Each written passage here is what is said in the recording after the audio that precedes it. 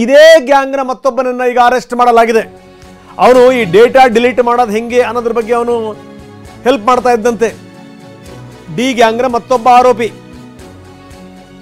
ರೇಣುಕಾಸ್ವಾಮಿ ಕೊಲೆ ಪ್ರಕರಣಕ್ಕೆ ಸಂಬಂಧಪಟ್ಟ ಹಾಗೆ ಮತ್ತೊಬ್ಬನನ್ನ ವಶಕ್ಕೆ ಪಡೆಯಲಾಗಿದೆ. ಆರೋಪಿಗಳಿಗೆ ಸಹಾಯ ಮಾಡಿದ್ದ ಅನ್ನುವಂಥ ಆರೋಪ.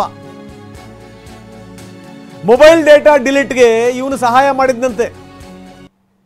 ತಡರಾತ್ರಿ ಅವನನ್ನು ಎತ್ತಾಕೊಂಡ್ಬಂದಿದ್ದಾರೆ ಪೊಲೀಸರು.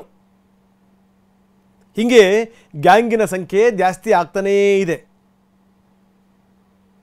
ಮೊಬೈಲ್ಗಳು ಸಿಕ್ಕ ತಕ್ಷಣ ಇವರು ಹಣೆ ಬರಹ ಏನು ಅನ್ನುವಂಥದ್ದು ಎಲ್ಲವೂ ಕೂಡ ಬಯಲಾಗಿದೆ. ಬೇಕಾದಷ್ಟು ದಾಖಲೆಗಳು ಸಿಕ್ಕಿವೆ.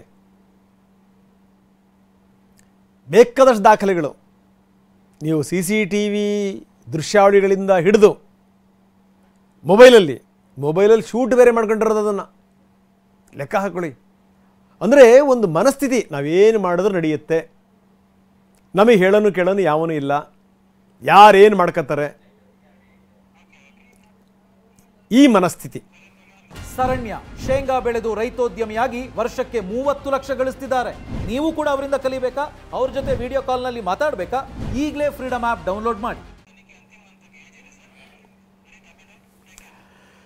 ಕೊಲೆ ಪ್ರಕರಣದ ತನಿಖೆ ಈಗ ಅಂತಿಮ ಹಂತಕ್ಕೆ ಬಂದು ತಲುಪಿದೆ. ಎಲ್ಲ ವಿವರಗಳನ್ನು ಕಲೆ ಹಾಕಿ ಆಗಿದೆ.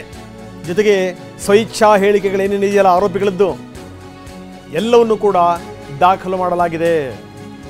ಕೊಲೆ ನಡೆದಂಥ ಸ್ಥಳ, ಹೆಣವನ್ನು ಬಿಸಾಕಿದಂಥ ಜಾಗ, ಎಲ್ಲದರ ವಿವರಗಳನ್ನು ಕೂಡ ಕಲೆ ಹಾಕಲಾಗಿದೆ.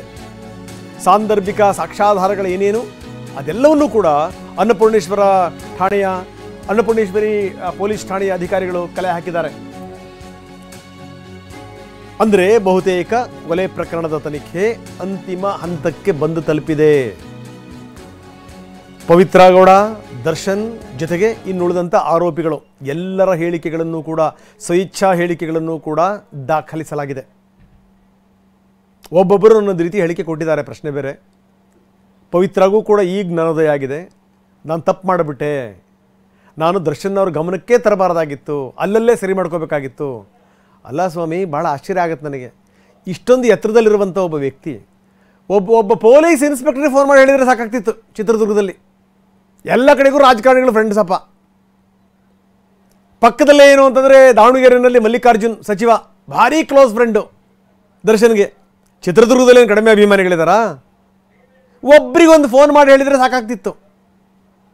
ಕರ್ಕೊಂಬಂದು ಅವನಿಗೊಂದು 2 ಬಿಟ್ಟು ಬುದ್ಧಿವಾದ ಹೇಳಿ ಕಳಿಸ್ತಾ ಇದ್ರು, ಹಿಂಗೆಲ್ಲ ಮಾಡಬಾರ್ದು ಹೋಗಯ್ಯ ಅಂತೇಳಿ ಅಂತ. ಮುಗಿದೋಗ್ಬಿಡೋದು ಕತೆ. ಜೀವನನೇ ಹಾಳು ಮಾಡ್ಕೊಂಡ್ಬಿಟ್ರಲ್ರಿ. ಒಬ್ರದ್ದು ಕುಟುಂಬನೇ ಕತ್ಲಿಗೆ ಬಂತು. ಈ ಸಾಲಾಗಿ ಸಿಕ್ಕೊಂಡಿದಾರಲ್ಲ ಅವರ ಮನೆಯವರೆಲ್ಲ ನರಳ್ತಾ ಇದ್ದಾರೆ, ಒದ್ದಾಡ್ತಾ ಇದ್ದಾರೆ. ಇವರೆಲ್ಲ ಏನು ಅಂತಂದರೆ ಇವರು ಈ ಬಾಸಿಗೆ ಉಪಕಾರಿಗಳು, ಆದರೆ ಮನೆಗೆ ಮಾರಿಗಳು. ಇವರೆಲ್ಲ ಒದ್ದಾಡ್ತಾ ಇದ್ದಾರೆ ಅವ್ರ ಕುಟುಂಬದವರು.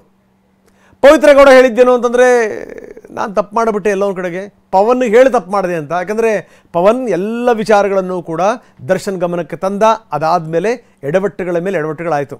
ಅದಾದಮೇಲೆ ಆದರೂ ಬುದ್ಧಿ ಬೇಡವಾ?